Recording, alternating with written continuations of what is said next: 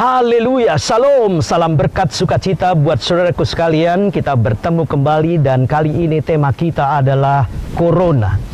Corona adalah wabah yang menyebabkan manusia banyak yang takut dan khawatir. Penyebarannya begitu masif sehingga mendatangkan ketakutan bagi banyak manusia.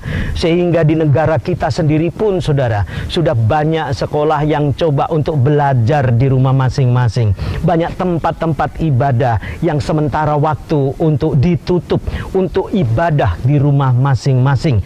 Gereja pun sama, masjid pun sama, ibadah ditiadakan untuk sementara waktu sehingga manusia beribadah ke rumah masing-masing. Saudaraku yang dikasihi oleh Tuhan Yesus, saya teringat lewat firman Tuhan di dalam Mazmur pasal 91 mengatakan, jangan takut terhadap kedahsyatan malam, terhadap panah yang terbang di waktu siang, terhadap penyakit sampar yang menjalar di waktu gelap, terhadap penyakit menular yang mengamuk di waktu petang.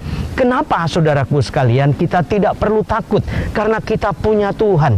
Sekalipun wabah merajalela, 1000 rebah di kiri, 10.000 rebah di sebelah kanan, Tuhan tetap akan menolong membela kita apabila kita mau berlindung kepada Tuhan.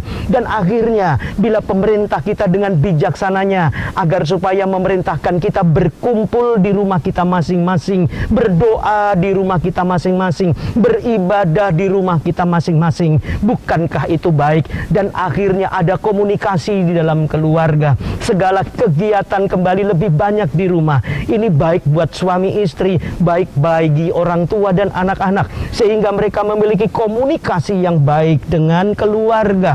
Dan inilah rencana Tuhan bagi kita. Artinya beribadah kepada Tuhan bukan hanya di tempat-tempat yang ramai, yang didatangi oleh ribuan orang, yang ibadahnya dipadati oleh jiwa-jiwa yang datang beribadah. Tetapi saatnya tiba, Tuhan menghendaki agar supaya kita beribadah pribadi dengan Tuhan. Hubungan pribadi jauh lebih penting tatkala kita sedang ada dalam kekalutan dan ketakutan.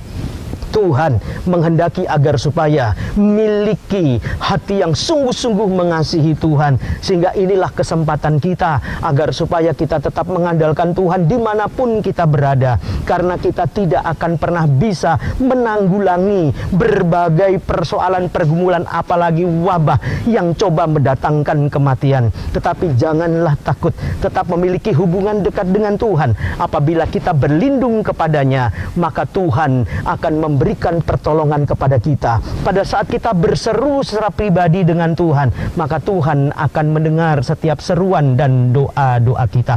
Terus berseru dan jangan takut, karena Tuhan adalah pusat perlindungan kita. Sukses buat saudaraku sekalian dan Tuhan Yesus memberkati. Haleluya.